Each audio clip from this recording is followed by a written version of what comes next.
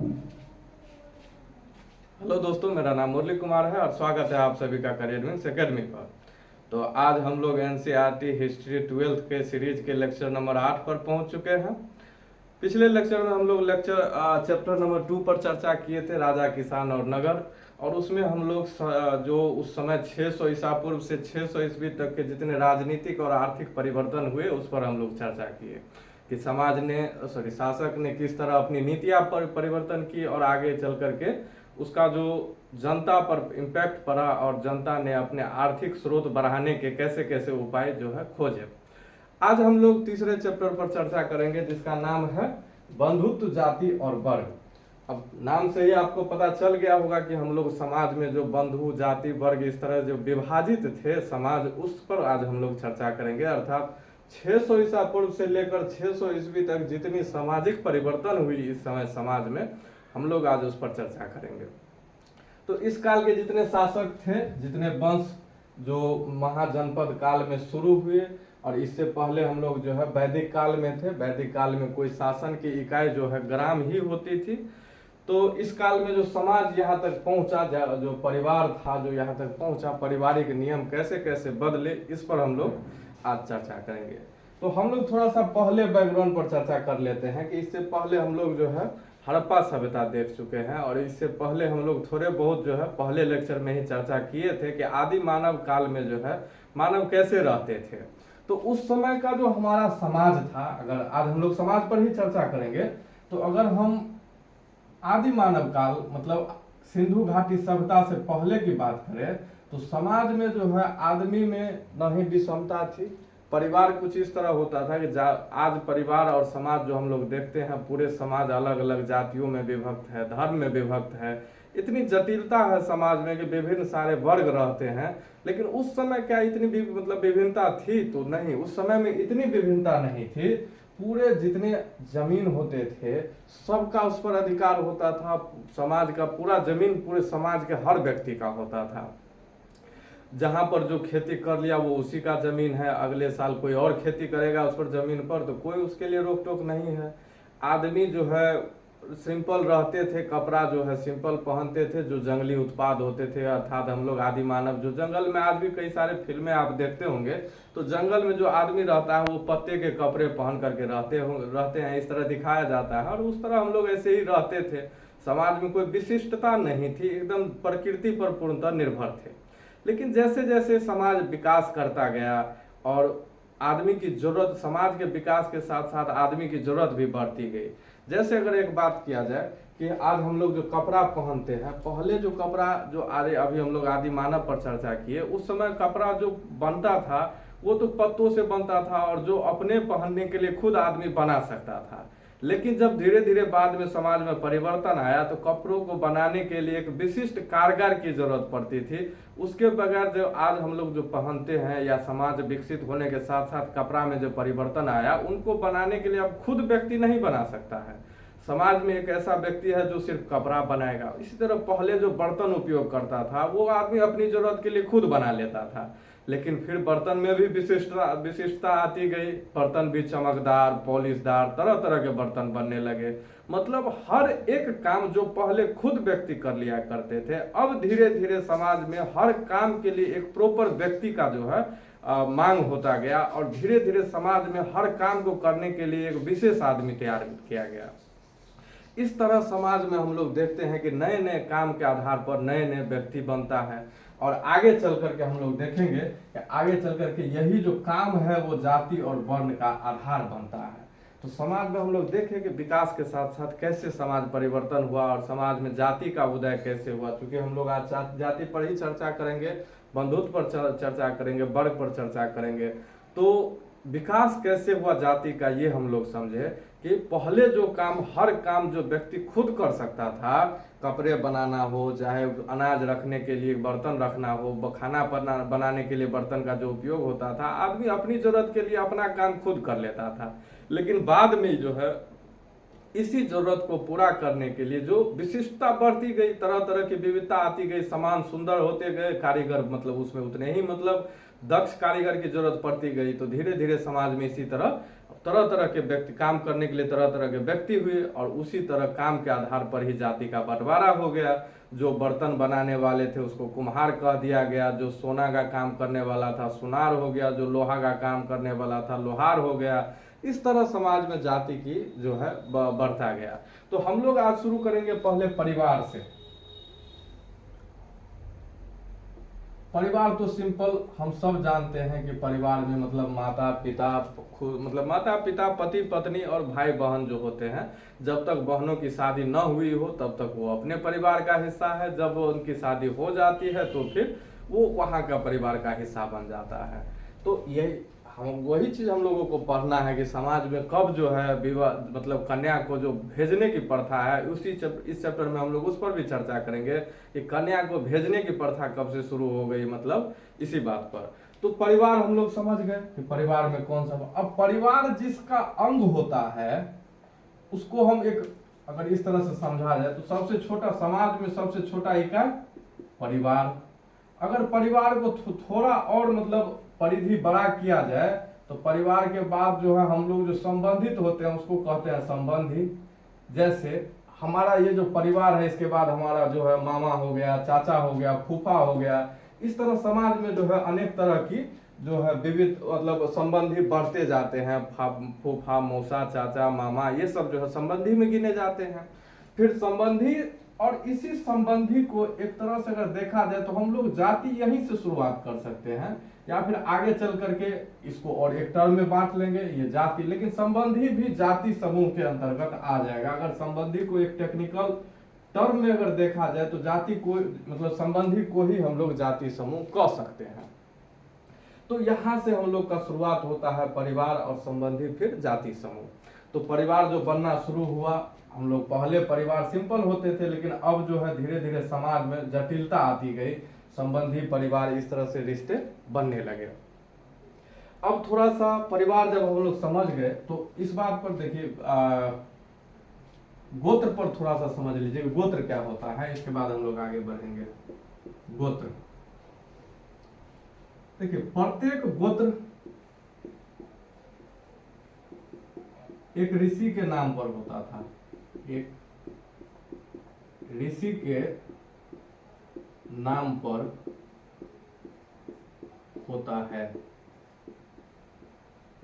ठीक है, जैसे हम एग्जाम्पल के तौर पर यहां लिख देते हैं 3-4 एग्जाम्पल जो आपको सातवाहन शासक मिलेंगे, जिसमें हमको एक शासक है गौतमी पुत्र सातकर्णी, गौतमी पुत्र श्री सातकर्णी,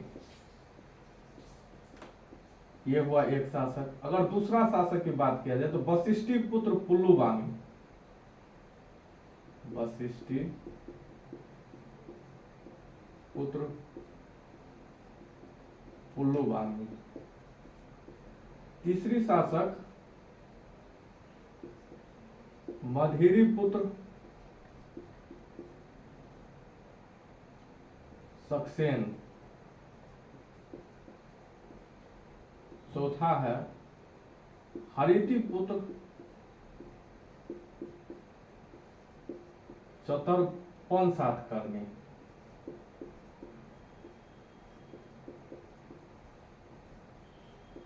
इसमें जो आप नाम देख रहे हैं ये सारे नाम आपको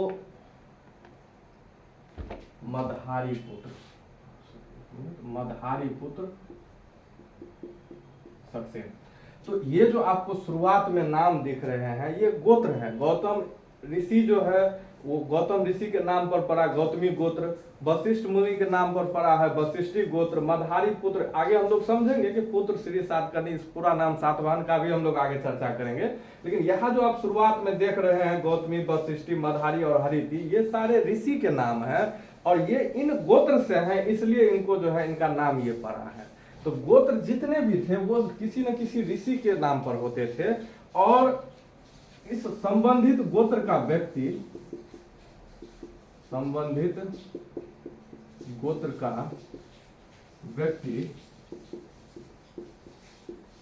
इस ऋषि के कुल के माने जाते थे, इस ऋषि के वंशज कह लीजिए, वंशज माने जाते हैं। कहने का मतलब हुआ कि जो गौतमी कुल के हैं, गौतमी गोत्र के हैं, वो गौतम ऋषि के वंशज है। जो वशिष्ठ गोत्र के हैं वो वशिष्ठ ऋषि के वंशज है। इस तरह से गोत्र जो है हर एक गोत्र का निर्धारण हुआ। तो गोत्र कब बना? तो ये बना है वैदिक काल में। गोत्र की उत्पत्ति अगर बात किया जाए तो गोत्र की उत्पत्ति हुआ है वैदिक काल में।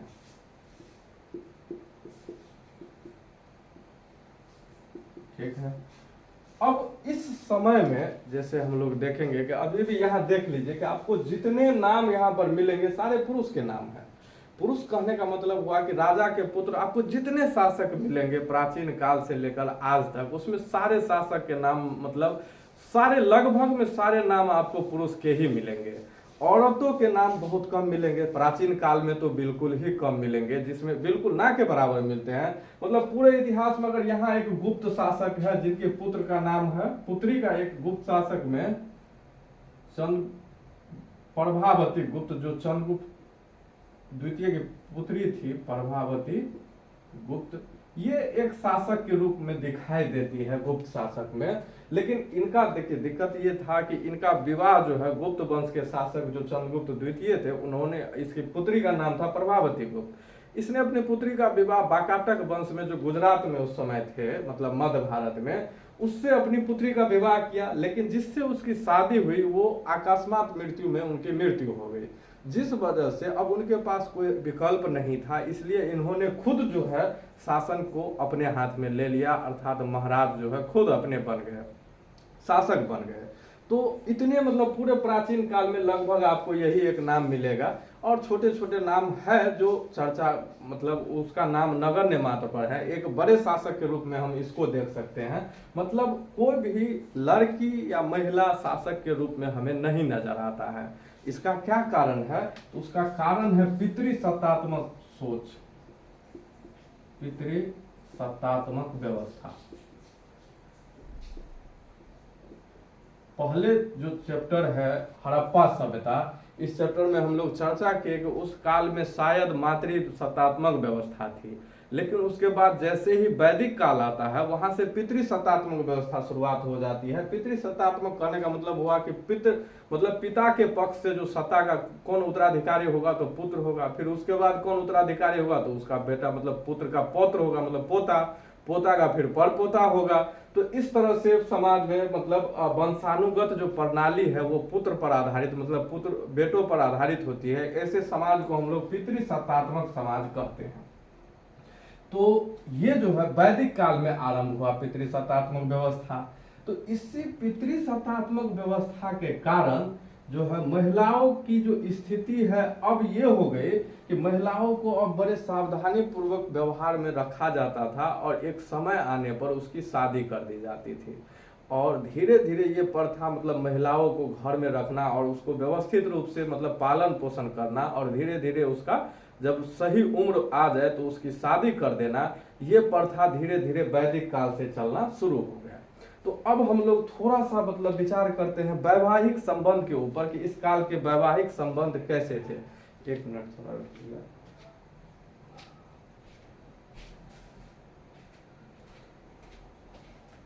सॉरी। तो इस काल में जो हम लोग अगर वैवाहिक संबंध पर चर्चा करें तो वैवाहिक संबंध,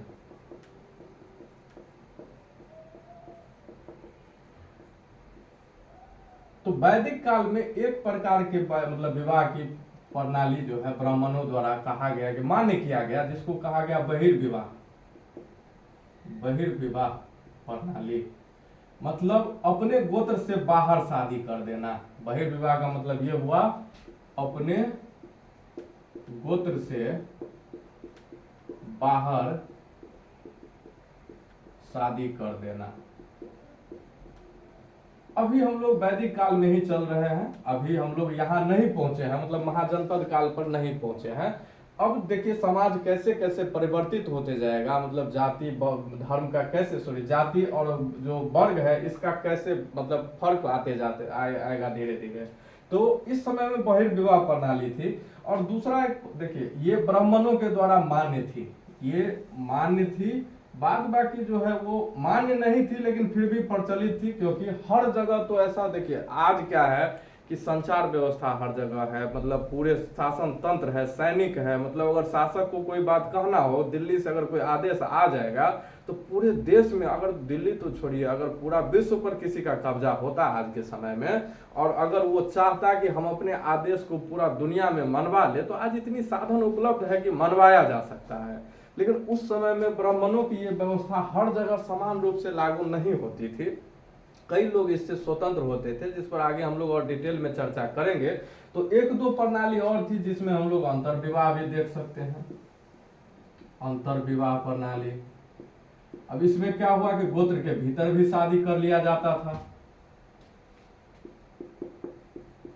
एक ही गोत्र में शादी कर सकते हैं, एक ही गोत्र में शादी, एक ही गोत्र में शादी विवाह। कहने का मतलब ये हुआ कि एक गोत्र के व्यक्ति एक परिवार या एक जाति के व्यक्ति हो गए। जाति में हम लोग पिछले स्लॉट में इस बात पर चर्चा किए कि जाति क्या हुआ, परिवार, परिवार के बाद आ गया संबंधी, और उसी को हम लोग जाति कह सकते हैं। वहां के ऊपर जाति से, वहीं से शुरुआत हो जाती है जाति समूह की। तो एक ही गोत्र मतलब हो गया कि आप एक ही जाति में शादी कर रहे हैं। तो एक इंटर मतलब ये यहाँ पर था इंटरकास्ट मैरिज, लेकिन अब हो गया एक ही, अभी जाति में बटा नहीं है समाज, धीरे धीरे बटेगा, लेकिन अभी जो है एक ही गोत्र, अभी गोत्र चल रहा है, एक ही गोत्र में शादी जो है शुरुआत हो गया इस काल में। सॉरी, अंतर्विवाह प्रणाली में एक ही गोत्र में शादी होता था। कई जगह जो है तीसरा नंबर पर अगर देखिएगा तो बहुपत्नी व्यवस्था था, बहुपत्नी व्यवस्था मतलब एक व्यक्ति के एक से अधिक पत्नी। चौथा अगर देखिएगा तो बहुपति भी व्यवस्था था, मतलब एक पत्नी के एक से अधिक पति, बहुपति व्यवस्था भी प्रचलन में था। तो ये जाति के संबंध में, सॉरी, विवाह के संबंध में ये सारे नियम उस समय में थे। लेकिन फिर जो है समाज में जनपद काल आया। अभी हम लोग वैदिक काल में है, वैदिक काल में उतने व्यापार सब प्रचलित नहीं थे। महाजनपद काल में हम लोग सिक्का पर चर्चा किए हैं, और सिक्का सबसे पहले मौर्य काल में जो है हम लोग देखें, वैसे शुरुआत हर्यक वंश से ही हो गया है, इससे पहले से भी, लेकिन मौर्य काल में हम लोग देखें कि मौर्य काल में जो सिक्का चलाया गया था वो आहत सिक्का था, और इस सिक्का का नाम कर्णपन होता था, कर्णपन। तो इस सिक्का जो आहत, इसको आहत सिक्का भी कहा गया था, आहत सिक्का, पंचमार्क सिक्का इसी का नाम है। और जो चांदी के होते थे, और सिक्का के आने से व्यापार वाणिज्य एकदम बहुत जल्दी तीव्र गति से चलने लगा। इससे पहले हम लोग जो है, जो वस्तु विनिमय की प्रणाली थी, उसमें व्यापार बड़ी मुश्किल से चलता था, क्योंकि वस्तु विनिमय में जो है ये व्यवस्था होती थी कि आपको आपके आलू बेचना है, और तो आलू जिसको जरूरत है उसको खोजिए पहले, लेकिन उसको भी तो उसके बदले कुछ देना पड़ेगा, मतलब एक सामान के बदला में दूसरा सामान। तो आपके पास आलू है और आपको दूसरा खरीदना क्या है, तो आपको खरीदना है चीनी। तो आप ऐसे व्यक्ति को ढूंढिए जिसको जो है चीनी जो है तो वो आपको दे सके, और उसको आलू का जरूरत हो। अगर उसको, उसके पास चीनी है लेकिन आलू का जरूरत उसको है नहीं, तो वो आपसे क्यों सामान का अदला बदली करेगा। तो व्यापार बहुत समस्या होती थी, लेकिन सिक्का के आने से ये सारी प्रॉब्लम तो खत्म हो गया। तो व्यापार प्रणाली जो है विकसित हुआ, और धीरे धीरे नगर का विकास हुआ व्यापार प्रणाली के विकसित होने से। और जब यहाँ तक हम लोग पहुंचे तो हम लोग देखे कि समाज में जो है शहर जो है विकसित हो गया। अब शहर के विकसित होने से समाज और भी जटिल हो गया। अब जटिल कैसे हो गया समाज और भी, तो देखिए पहले समाज में सब एक दूसरे को जानते थे, मतलब विवाह शादी जो है नॉर्मली हो जाता था। लेकिन अब अगला जो मतलब समय आता है, धीरे धीरे समाज जटिल होते जाता है। कब, तो 500 ईसा पूर्व से। 500 ईसा पूर्व के बाद जब इनकी स्थापना कब होती है, 544 ईसा पूर्व में हर्यक वंश की स्थापना होती है। यहाँ से, इससे पहले भी हम लोग देखे कि जनपद था, मतलब शहर का शुरुआत हो चुका था। शहर में विभिन्न जाति धर्म के लोग रहते हैं। दूसरी बात कि ये मान करके चलिए आज आप लोग पटना में रहते हैं या फिर कहीं किसी शहर में रहते हैं, क्या यहाँ पर सिर्फ बिहार के, अगर पटना की बात किया जाए तो यहाँ पर सिर्फ बिहार के आदमी है? क्या यहाँ पर मध्य प्रदेश से आदमी आकर के नहीं बसे हैं? कहीं तो मतलब आपको कई बहुत सारे ऐसे आदमी मिल जाएंगे जो पटना में दूसरे देश से आकर के बसे होंगे, विदेशी विदेशी व्यक्ति भी होंगे जो आपके शहर में आकर के बसे होंगे। तो समाज में जो है इस तरह से धीरे धीरे शहर में तरह तरह के लोग आने लगे। लेकिन पहले तो हमारे समाज में अपने ही जो क्षेत्रीय लोग थे वो होते थे, और यहाँ जो लोग आए वो सब ब्राह्मणवादी व्यवस्था में पहले से नहीं रहते थे, वहाँ की व्यवस्था कुछ और थी। धीरे धीरे समाज में अंतर आया, बहुत सारे लोगों का जो है विचारों का आदान प्रदान हुआ, और लोगों ने धीरे धीरे ब्राह्मण धर्म को स्वीकारने से मना कर दिया। मतलब दूसरे जगह के आदमी सब आए, वो सब जो है इस व्यवस्था से परिचित नहीं थे, और उसके हो सकते थे कुछ अलग व्यवस्था होंगे उसके यहाँ, और यहाँ के लोगों को बताए, उनको हो सकता है कि उनकी बात अच्छी लगी हो, और इस कारण से यहाँ के लोगों ने ब्राह्मणवादी व्यवस्था से धीरे धीरे दूर करना शुरू किया। और यही कारण, एक कारण तो हम लोग अगले चैप्टर में देखेंगे कि एक कारण यह भी था कि ब्राह्मणवादी व्यवस्था इस समय धीरे धीरे जो है सुधार करने का शुरुआत हुआ, और बौद्ध धर्म जैन धर्म जो यहाँ चमक जाता है, इतना विकास हो जाता है बौद्ध एवं जैन का, उसका एक कारण ये भी था कि तरह तरह के लोग जो यहाँ आए उसके हिसाब से यहाँ पर सुटेबल जो है नियम कानून नहीं थे, और जो नियम कानून थे भी जिसको ब्राह्मण जबरदस्ती थोपना चाहते थे उसमें बहुत सारी खामियां भी थी।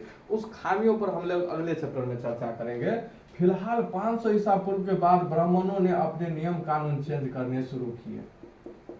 ब्राह्मणों के धर्मसूत्र लिखे गए, बहुत सारे धर्मसूत्र लिखे गए, जिसमें सबसे प्रमुख अगर बात किया जाए, सबसे प्रमुख धर्मसूत्र मतलब वो हुआ कि जिसमें समाज चलाने के बहुत सारे नियम कानून लिखे हो, सामाजिक नियम, राजा कैसा होना चाहिए, प्रजा को किस तरह रहना चाहिए, समाज का नियम कानून कैसे होना चाहिए, समाज में कि जो लोग रहते हैं उनके लिए शासन व्यवस्था कैसे होनी चाहिए। जैसे आज का नॉर्मली समझ लीजिए कि हमारा जो संविधान है उसमें देश कैसे चलना चाहिए, लोगों को किस तरह रहना चाहिए, आपको कौन कौन सी स्वतंत्रता है, कौन कौन सी नहीं है, सारी बात उसमें लिखी है।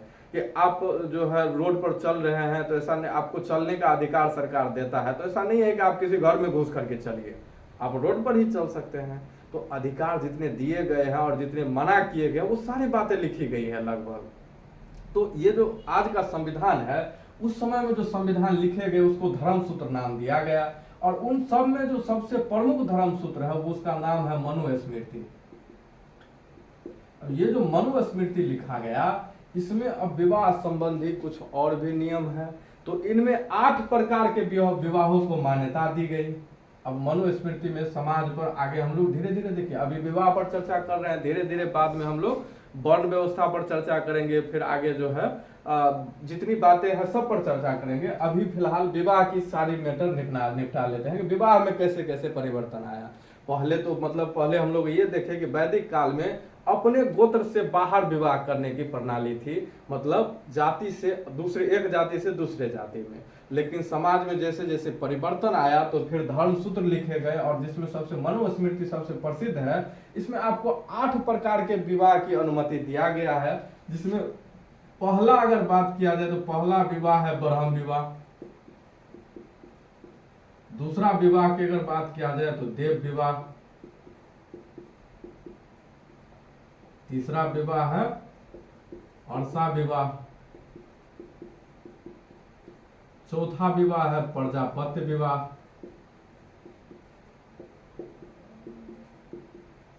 पांचवा विवाह है असुर विवाह।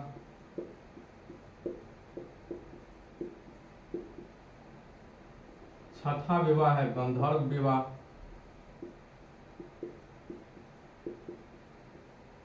सातवां अगर बात किया जाए तो है राक्षस विवाह, नाम से कुछ अजीब ही लग रहा है। आठवां तो और भी अजीब है, पिशाच विवाह। पिशाच विवाह। तो ये जो विवाह व्यवस्था थी, अब सबसे पहले देखिए, इनमें जो ब्राह्मणों द्वारा ये 4 को उत्तम माना जाता था, और ये 4 जो है इसको निंदनीय मतलब घटिया बताया गया है, इसको घटिया किस्म का बताया गया है। हालांकि इसको ये जो मनुस्मृति है इसमें 8 की चर्चा की हुई है, लेकिन इन 4 को उत्तम माना गया, इन 4 को घटिया माना गया। गया है। अब क्यों माना गया है उसका मतलब पहले समझ लीजिए कि ब्रह्म विवाह क्या था। वेदों के अध्ययन करने वाले वर को अध्ययन करने वाले वर को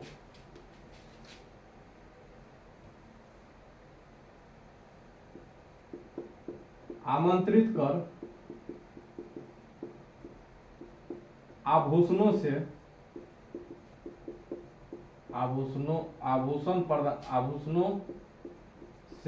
सुसज्जित कर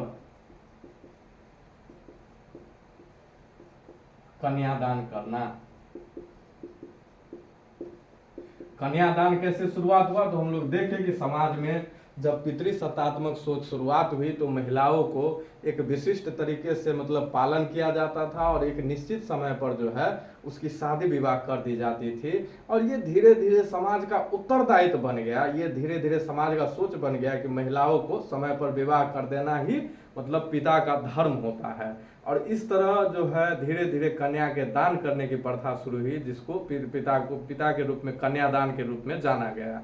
मतलब कन्यादान का विकास जो है वैदिक काल से ही शुरुआत हो गया, जब पितृसत्तात्मक सोच शुरुआत हुई, इसी के साथ कन्यादान भी शुरुआत हुआ। तो जो ब्रह्म विवाह था ये सबसे उत्तम विवाह था। मतलब जो वेदों का अध्ययन अर्थात ब्राह्मणों को जो है आभूषण सबसे सजा करके उसको मतलब कन्या को दान करना, ये ब्रह्म विवाह कहलाता था। देव विवाह भी कुछ इसी प्रकार का था। मंत्रों का जाप करने वाले मतलब इस तरह से यज्ञ कर्म में मंत्रों का उच्चारण करने वाले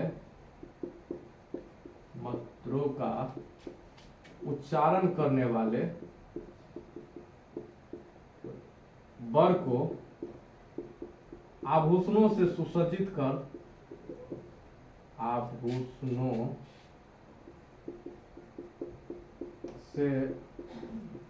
सुसज्जित कर कन्यादान करना।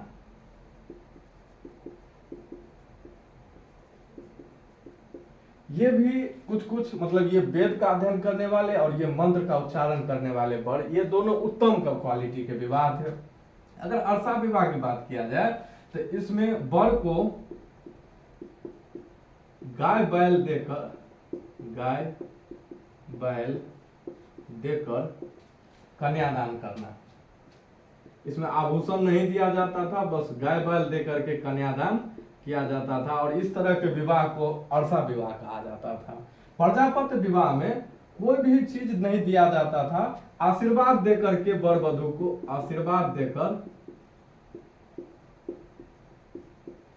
कन्यादान करना, ये कहलाता था प्रजापत्य विवाह। इसमें मतलब उस समय तो दहेज नहीं कहा जा सकता है, लेकिन आज के समय से समझने के लिए इसको दहेज ही समझ लीजिए। तो आशीर्वाद देकर के कन्यादान करना। असुर विवाह समझिए, ये चार जो है नीचे वाले, इनको निम्न क्वालिटी का माना गया है। और असुर विवाह ये होता था कि कन्या पक्ष को उचित सम्मान देकर वर द्वारा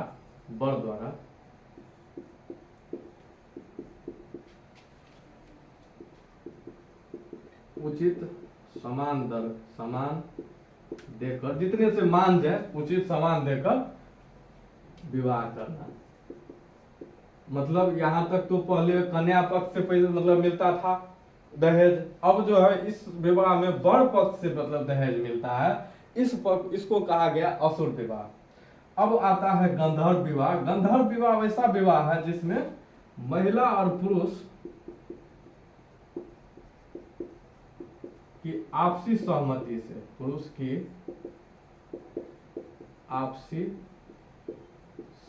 से विवाह जो काम से उत्पन्न हुआ हो।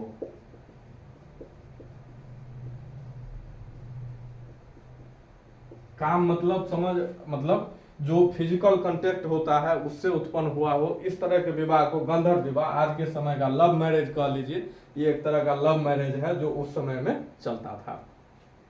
अगर राक्षस विवाह की बात किया जाए तो ये जो है कन्या के परिवारजन को डरा धमका कर या मारकर रोती बिलखती कन्या से विवाह। अब किसी के माता पिता को मार दीजिएगा तो वो तो रोएगी ही। रोती बिलखती कन्या से विवाह जब किया जाता था तो ऐसे विवाह को राक्षस विवाह कहा गया है। अब सबसे लास्ट जो पिशाच विवाह है, ये ऐसे विवाह है जब कन्या सो रही हो या फिर नशे की अवस्था में हो या फिर भ्रमित हो, मतलब पथ भ्रमित हो गया है इस तरह का, या ठीक है मतलब किसी भी तरह का असावधानी अवस्था में, असावधानी अवस्था में है,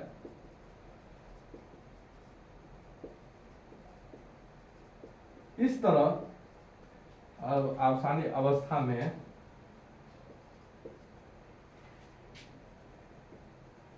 कन्या से संभोग कर या विवाह करना, इसको सबसे मतलब पिशाच विवाह कहा गया। ये सबसे मतलब गंदा तरीका था विवाह करने का। और मतलब ये चारों को एक तरह से देख लीजिए तो कोई जो है फिलहाल आज के समय के लिए गंधर्व विवाह तो एक तरह से चलिए मतलब मान लिया जा सकता है कि लव मैरिज जो है अच्छा है, तो आज के समय में मतलब आज के समय से सूटेबल भी है, लेकिन उस समय में इसको अच्छा नहीं माना गया क्योंकि ये चार जो है उस मतलब जो एनसीईआरटी में लिखा गया है कि ये चार निंदनीय थे और ऊपर के चार जो है अच्छे माने गए हैं। तो इस तरह से विवाह के नियम उस समय में थे जो समय के अनुसार बदले। अब जो है हम लोग विवाह के बाद अब हम लोग मतलब प्रस्थान कर विवाह के बारे में हम लोग समझ गए।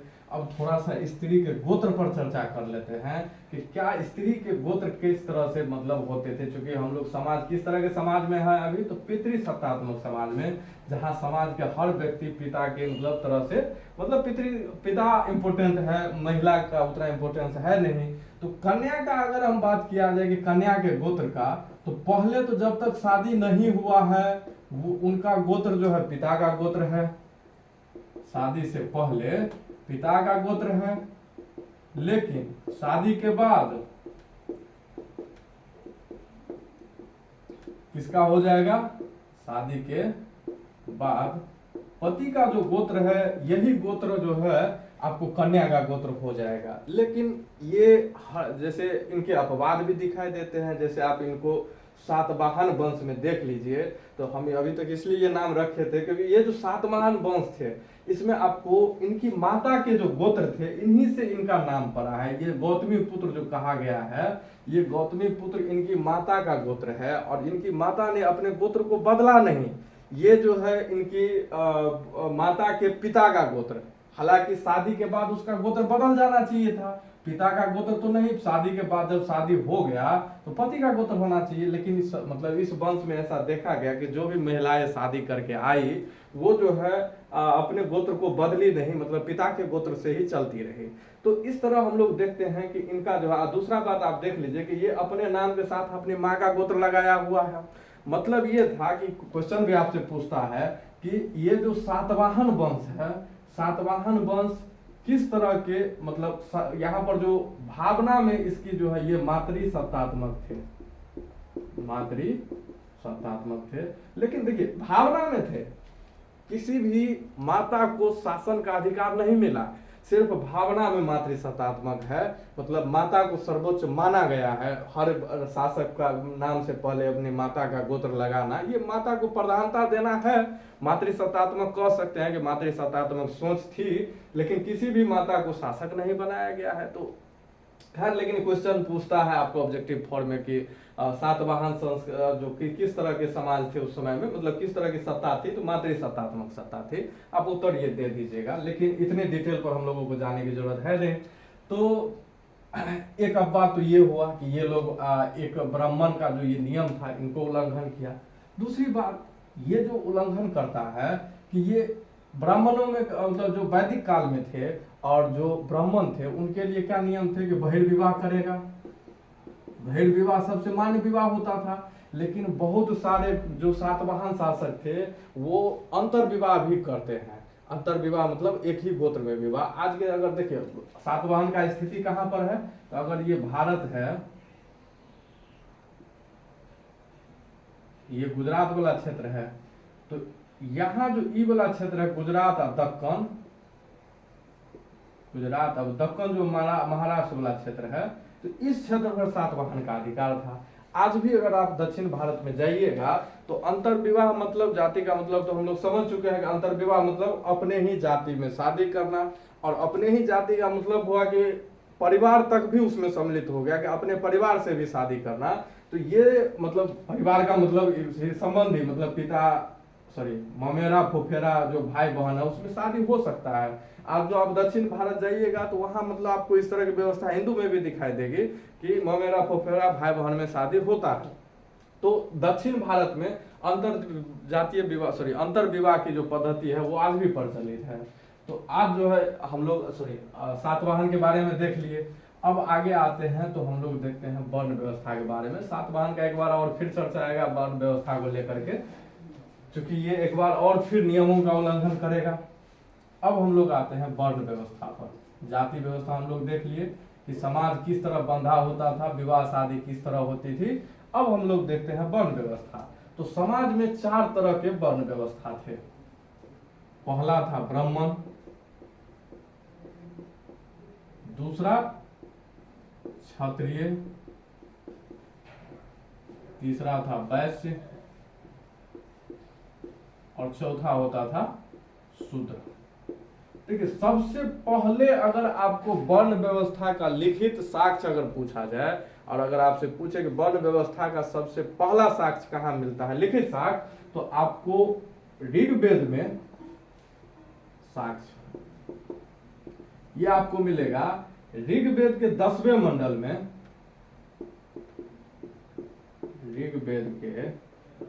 ऋग्वेद में टोटल 10 ही मंडल है, मतलब 10 भाग है जिसको मंडल कहा गया है। तो 10वें मंडल के पुरुष सूक्त में आपको वर्ण में 4 वर्ण की व्यवस्था कहाँ दिया गया है, तो ऋग्वेद के 10वें मंडल के पुरुष सूक्त में जो है 4 तरह के वर्ण की व्यवस्था की गई है। जिसमें कहा गया है, इस पुरुष सूक्त में कहा गया है कि एक आदि पुरुष थे, और इस आदि पुरुष के सबसे ऊपर क्या होता है, मुख। तो हम यहां से मुख से ब्राह्मण की उत्पत्ति हुई है, मुख से ब्राह्मण से। इसके नीचे आएंगे तो भुजा, इसके नीचे की बात किया जाए तो भुजा से क्षत्रिय की उत्पत्ति हुई है, और इससे अगर नीचे आएंगे तो जंघा से वैश्य की उत्पत्ति हुई है, और चरण से मतलब पैर से शूद्र की उत्पत्ति हुई है। इस तरह इन्होंने जो है 4 तरह के जो व्यवस्था थे इनको मान्यता दी, और सबसे पवित्र ब्राह्मण को माना, फिर क्षत्रिय, फिर वैश्य और फिर शूद्र। तो अब जो है देखिए वर्ण व्यवस्था हम लोग जैसे देखे, जाति व्यवस्था का जो मुख्य आधार था वो समाज में जो जटिलता आई तो उस तरह से जाति व्यवस्था को मान्यता और मजबूत होता गया। मतलब समाज में जटिलता आने का मतलब क्या हुआ कि जो लोहार थे उनका जो मतलब अब जो लोहा काम के पहले जो जरूरत होती थी आदमी खुद कर लेता था, लेकिन अब जो है समाज में हर जरूरत को पूरा करने के लिए एक विशिष्ट आदमी की जरूरत पड़ती थी। मतलब लोहा का जरूरत है, लोहा का जितना काम करना है वो एक तरह के आदमी करेंगे, वो एक ही विशिष्ट जाति के लोग होंगे, तो ऐसी जातियों को लोहार कह दिया गया।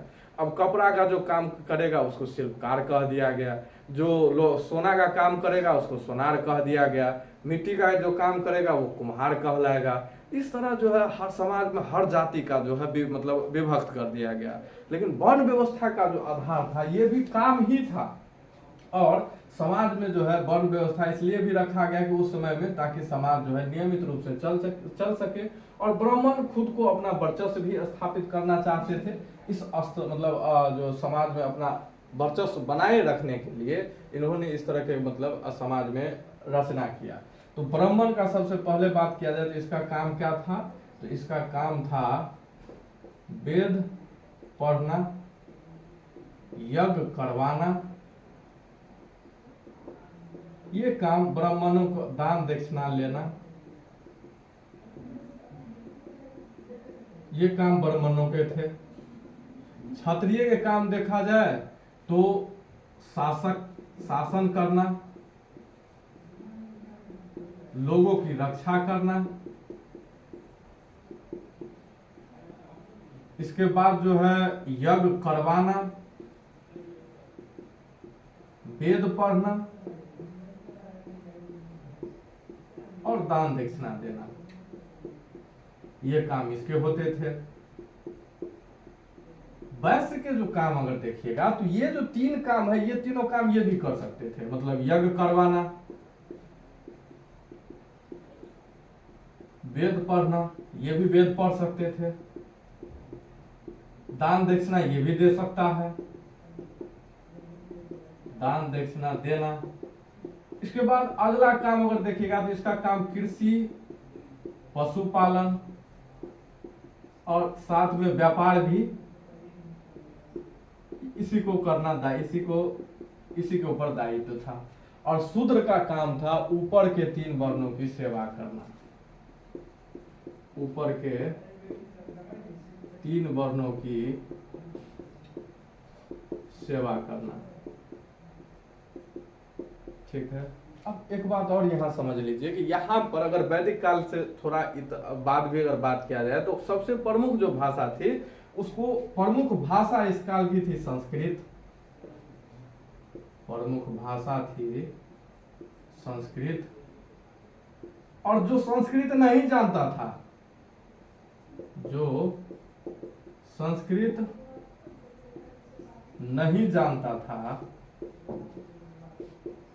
उसको ब्राह्मण सब बर्बर या मलेच्छ कहते थे। क्योंकि अब देखिए, ये जो समाज थे, वर्ण व्यवस्था जो ब्राह्मणों ने बनाई, तो हर कोई पर वर्ण व्यवस्था नियमित रूप से लागू नहीं था। क्योंकि कुछ जनजातीय लोग थे जो समाज से, देखिए समाज में जो रहते थे उन पर तो ये नियम लागू होते ही थे, लेकिन जो समाज में थे ही नहीं, अर्थात जो जनजातीय लोग थे वो समाज में तो नहीं होते थे, वो समाज से बाहर जंगलों में रहा करते थे। तो वहां पर ब्राह्मणीय व्यवस्था तो लागू नहीं होती थी। वहां पर इस तरह की कोई जो है असमानता थी ही नहीं। जैसे पुराने समय में मानव रहता था उसी तरह जंगल में, उस तरह आज भी आदिवासी सब रहते हैं। उनके नाम से कोई जमीन की रजिस्ट्री नहीं होती है। पूरा जो समाज, पूरा जो जमीन है, पूरा जो जंगल है, वो पूरे आदिवासी जनजाति सबका है। सब बराबर रूप से उपभोग करता है, किसी के लिए असमानता नहीं है। लेकिन यहाँ पर तो धीरे धीरे आप असमानता देखिए कि शूद्र को अछूत माना जाने लगा। इनका जो काम था, इनमें कुछ जैसे एक जाति है जिसका नाम है अंडाल। अब इसका काम था जो सब जो है मतलब बेनामी सब है, जिसका कोई नहीं है, उनको जलाना दफनाना। इसी तरह पशु, मृत पशु को, ये काम भी इसी का था, मृत पशु को मतलब ठिकाने लगाना। तो इसको शूद्र कहा गया। और ये अछूत, मतलब इस तरह की अछूत व्यवस्था के विदेशी जो यात्री आए, जैसे वेनसांग आए, इत्सिंग आए, इन्होंने जो इसके बारे में विवरण दिया है कि अंडाल की स्थिति ये थी कि जब वो मतलब गांव, एक तो गांव में इसको रहने नहीं दिया जाता था, इनको गांव के बाहर रहना पड़ता था। और जब ये गांव में प्रवेश करेंगे तो अपने साथ जो है मतलब बजाने वाला रखते थे और वो पीटते हुए जाते थे। और बिना, जब पीटते हुए जाते थे तो ये इसलिए पीटते थे ताकि जो उच्च वर्ग के लोग हैं वो इनको देखने से बच जाए। मतलब इसको देखना तक इसको मतलब ये माना गया है। अर्थात देख लीजिए कि ब्राह्मण व्यवस्था कैसे कैसे समाज में पनपी और काम को इस तरह उन्होंने समाज को इस तरह विभाजित किया कि एक आदमी इतना अछूत जो उसी समाज का है, उसी समाज में पैदा हुआ है, बस काम के कारण इसको इतना अछूत माना जाने लगा कि उनको चलने मतलब गांव में आने से मनाही थी। और जब वो आएगा भी, मतलब वो जो वस्त्र पहनेगा, वो मृत जो सब उन्होंने दफनाया उन सब के मृत लोगों के कपड़े पहनेगा, फेंके हुए बर्तन में खाना खाएगा। अब समझ लीजिए कितनी मतलब इसके साथ मतलब अब क्या कहा जाए, इस सब के लिए कोई शब्द ही नहीं है कहने के लिए कि इतनी मतलब ईश्वर के साथ भेदभाव होता था। और यही सब कारण रहा कि इन सब जातियों को इतना दबाया कुचला गया। बाद में यही सब कारण से बौद्ध धर्म, जैन धर्म जो इतना उदय करते हैं, इसका कारण ये भी एक था कि जो जनता में इस तरह का जो आक्रोश था, कुछ कुछ जो निम्न जाति के लोग थे, एक तो उनको वेद नहीं पढ़ने दिया जाता था, न उसको मतलब भगवान को पाने का उनके पास कोई रास्ता नहीं था, यज्ञ नहीं कर सकता है, मतलब भगवान भक्ति में ये कोई मतलब अपना समर्थन नहीं दे सकते हैं, ना कोई योगदान दे सकते हैं। तो इसी तरह इनको जो है हिंदू धर्म में इसी सब ब्राह्मण का अपना वर्चस्व के कारण ये सब जो है बौद्ध धर्म अपना लेते हैं। तो इस तरह के बाद हम लोग जानते हैं जो संस्कृत नहीं जानते थे उसको बर्बर या मलेच्छ कहा जाता था। आपको आगे चल करके हम लोग जो है ये ब्राह्मण व्यवस्था हर इसका कहना था कि हमारा जो नियम है ये सार्वभौमिक है और ये सब पर लागू होता है, लेकिन इनका जो नियम था वो शासक लोग ही मानने को तैयार नहीं था। कुछ शासक ऐसे हुए जो ब्राह्मण व्यवस्था के नियम को, जैसे गौतमीपुत्र सातकर्णी है, गौतमीपुत्र सातकर्णी ने ये जो मलेच्छ जिसके लिए उपयोग किया जाता था, जो संस्कृत नहीं जानता था, और हम लोग जानते हैं कि इन सब में एक बार विदेशी आक्रमण में शक भी जो है एक विदेशी थे, शक विदेशी आक्रमण के दौरान भारत आए थे। हम लोग जाने कि इंडो ग्रीक शक, पहलव और कुषाण। देखिए यहाँ पर मौर्य काल के जस्ट पहले नंद वंश के समय आपको सिकंदर का आक्रमण होता है, और इसके बाद शुंग के समय से जो है विदेशी आक्रमण शुरू हो जाता है। सबसे पहले हिंद यमन आते हैं, फिर शक आते हैं, फिर पहलव आते हैं, कुषाण आते हैं। हम लोग दूसरे चैप्टर के पहले ही लेक्चर में ये सब बात कवर कर चुके हैं। उसके बाद जो है जो शक जो विदेशी थे वो संस्कृत तो नहीं जानते थे, तो जाहिर सी बात है ब्राह्मण इसको क्या कहेंगे, मलेच्छ। और ये जो गौतमीपुत्र सातकर्णी है ये शक शासक रुद्रदामन के पुत्री से विवाह करते हैं। रुद्रदामन के पुत्री से विवाह करते हैं, और ये एक मतलब प्रतापी शासक थे। अब देखिए ये एक मलेच्छ की पुत्री, ब्राह्मण के हिसाब से एक मलेच्छ की पुत्री से शादी करते हैं, मतलब बहिर्विवाह तो करते ही है लेकिन मलेच्छ के पुत्री से करते हैं। और रुद्रदामन वैसे ब्राह्मण के हिसाब से मलेच्छ थे, वैसे बड़े ही प्रतापी शासक थे। इसने जो है इसका एक अभिलेख है जिसको कहा गया है जूनागढ़ अभिलेख। जूनागढ़ अभिलेख ये संस्कृत का जो है पहला अभिलेख है, पहला काव्यात्मक अभिलेख है, इसको कह सकते हैं भारत का संस्कृत का पहला काव्यात्मक अभिलेख, संस्कृत का पहला काव्यात्मक अभिलेख, और जिसमें बताया है कि इसने सुदर्शन झील का जीर्णोद्धार करवाया है। सुदर्शन झील का जीर्णोद्धार करवाया है। सुदर्शन झील का निर्माण, जीर्णोद्धार मतलब वो कुछ तूफान के कारण टूट गया था उसका बांध, जिसके कारण झील में पानी टिक नहीं पाता था, तो इसको जो है इसने रिपेयर किया था। और इसका निर्माण, सुदर्शन झील का निर्माण जो है चंद्रगुप्त मौर्य किए थे, जो मौर्य वंश के संस्थापक थे। सुदर्शन झील का निर्माण कौन करता है, तो चंद्रगुप्त मौर्य। तो जूनागढ़ अभी रुद्रदामन की पुत्री से विवाह करते हैं जो शक शासक थे। दूसरी तरफ जो है जो मलेच्छ कहे जाने वाले थे वो जंगल में रहने वाले शिकारी जनजाति जिसको निषाद कहते थे। निषाद का एक और उदाहरण आपको शायद याद होगा, तो एकलव्य का नाम तो आप लोग जरूर सुने होंगे। एकलव्य जिसने गुरु के मांगने पर गुरु द्रोण के मांगने पर अपना अंगूठा काट कर दे दिया था, ये वही एकलव्य है जो निषाद मतलब शिकारी हुआ, शिकारी जनजाति जो होता था उसको निषाद कहा जाता था। और ब्राह्मण इसको मलेच्छ कहते थे। तो समाज में जो असमानता थी उसके विरुद्ध आप निषाद को अगर देखिएगा तो वहां पर बिल्कुल असमानता नहीं थी, पूरे समाज जो है समान थे। तो इस तरह ब्राह्मण में हम लोग देखें कि वर्ण व्यवस्था क्या है और जाति व्यवस्था कैसे कैसे यहाँ तक परिवर्तन होकर के आया और वर्ण व्यवस्था कैसे समाज पर हावी हुआ। लेकिन हर व्यक्ति जो है वर्ण को मतलब हर जगह वर्ण समान रूप से लागू नहीं थी वर्ण व्यवस्था। जैसे सातवाहन में हम लोग देखें। दूसरी बात, सातवाहन में एक इनको जो है हम लोग पिछले स्लॉट में इस बात पर चर्चा कर चुके हैं कि सातवाहन जो है अपने गोत्र में शादी करने के बजाय ये जो है मतलब दूसरे गोत्र में शादी करने के बजाय ये अपने भी गोत्र का शादी करते हैं। लेकिन फिर भी ब्राह्मण व्यवस्था के दो जगह ये नियम तोड़ने के बावजूद इसको वर्ण व्यवस्था का रक्षक कहा गया है। सातवाहन को वर्ण व्यवस्था का रक्षक कहा गया है क्योंकि इस समय सातवाहन के आते आते ब्राह्मण धर्म कमजोर पड़ने लगते हैं और आदमी सब जाति व्यवस्था को तोड़ करके दूसरे धर्म में शादी करते हैं। एक वर्ण के लोग दूसरे वर्ण में शादी करते हैं, इसलिए इन्होंने इस चीज को रोका। और नियम कानून देखिए हमेशा आम आदमी के लिए होते हैं। राजा तो शासक को देख लीजिए, इन्होंने तो हर जगह नियम ही तोड़ा है, ब्राह्मण के हर नियम को ही तोड़ा है, लेकिन फिर भी इसको वर्ण व्यवस्था का रक्षक का दर्जा दिया गया है संस्कृत के ग्रंथों में। और संस्कृत के ग्रंथ रचे किसने थे? तो ब्राह्मणों ने। तो ब्राह्मणों के द्वारा ही इसको वर्ण व्यवस्था का रक्षक किया, जबकि इन्होंने कई बार नियम तोड़े ब्राह्मण के, फिर भी इनको ब्राह्मण का रक्षक कहा गया है, सॉरी वर्ण व्यवस्था का रक्षक कहा गया है। तो नियम कानून जो होते हैं वो आम आदमी के लिए होते हैं, बड़े बड़े लोग तो नियम को तोड़ते ही रहते हैं। तो इस तरह हम लोग देखें। अब अगला जो है हम लोग चर्चा कल करेंगे, तो एक लेक्चर और लगेगा इसको कंप्लीट करने में इस चैप्टर को। उसके बाद हम लोग इससे अगला जो चैप्टर होगा वो धार्मिक जो हम लोगों का विचार है, अर्थात बौद्ध धर्म जैन धर्म को हम लोग डिटेल में कवर करेंगे।